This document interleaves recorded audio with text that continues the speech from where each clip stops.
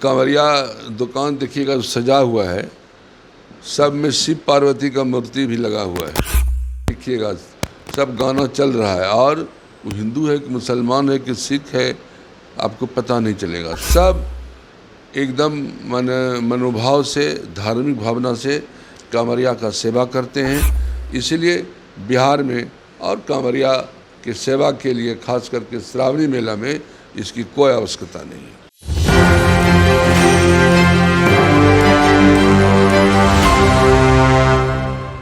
नमस्कार, मेरा नाम प्रिंस मिश्रा है और आप एक न्यूज़ 24 देख रहे हैं। कल से श्रावण का जो पवित्र माह होता है वो श्रावणी मेला को लेकर क्या कुछ तैयारियां हैं, तमाम बातों को लेकर हम लोग बातचीत करेंगे। हमारे साथ बातचीत करने के लिए सुल्तानगंज से विधायक ललित नारायण मंडल हैं। श्रावणी मेला को लेकर सर आप लोग क्या क्या तैयारियां करी हैं, उसके बाद जो कांवर जो लेकर जाएंगे उनके पथ में जो जिस तरीके से बाधाएं उत्पन्न होती है, उन चीज़ों को लेकर आप लोग किस तरीके से तैयारी पूरी कर ली है? देखिए, हम लोग तो बचपन से ही श्रावणी मेला को देख रहे हैं, और क्या क्या कष्ट होता था पहले उसको भी हम लोग देखे हैं। आज वैसा कोई कष्ट श्रावणी मेला में जो जाते हैं कांवरिया, वह कष्ट नहीं होता है। आप लोग तो इस इलाके के हैं, पहले सुइया पहाड़ में कितना कष्ट होता था, आजकल कोई कष्ट नहीं होता है। क्या रास्ते में सरकार द्वारा सरल बना दिया गया, सॉफ्ट बना दिया बालू बिछा करके, इसलिए कांवरिया को आने जाने बने उसमें कोई दिक्कत नहीं होगी।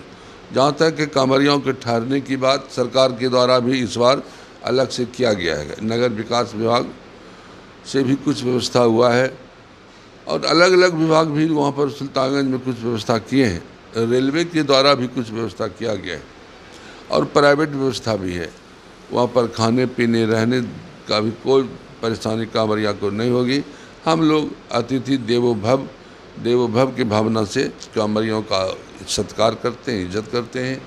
और वहाँ कांवरिया में जितने लोग सेवा में लगे हुए, हिंदू मुस्लिम सिख ईसाई, सब लोग आज से नहीं बहुत दिन से सब लगे हुए हैं, इसलिए कांवरिया को इस समय कोई दिक्कत नहीं होनी है।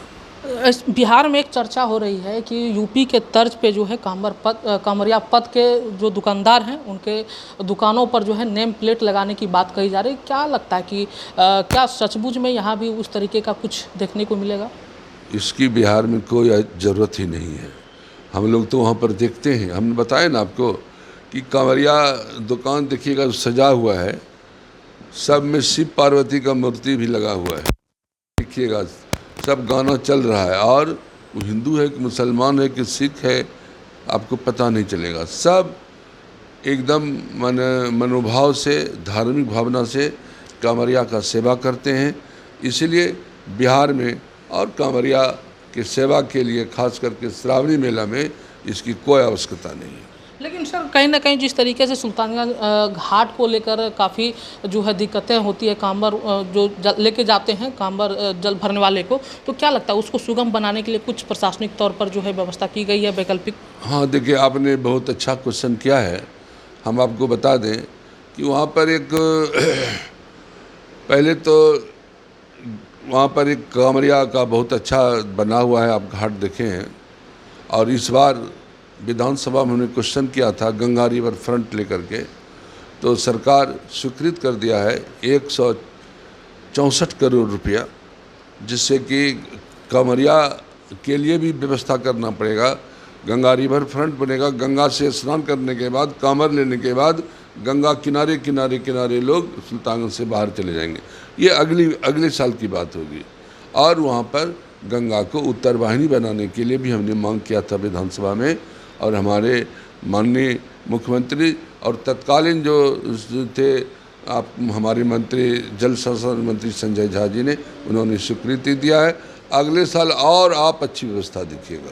चलिए आखिरी सवाल ले लेते हैं। आपके तरफ से, आप लोग एनडीए के हिस्सा हैं, आप लोग लगातार कह रहे हैं कि बिहार को विशेष राज्य की दर्जा देनी चाहिए, अन्यथा उनको विशेष पैकेज देनी चाहिए, लेकिन एनडीए लगातार कह रही है कि बिहार को विशेष राज्य का जो दर्जा है वो बिल्कुल नहीं मिलने की संभावना है, और विशेष पैकेज पर जो है हम लोग विचार विमर्श कर रहे हैं।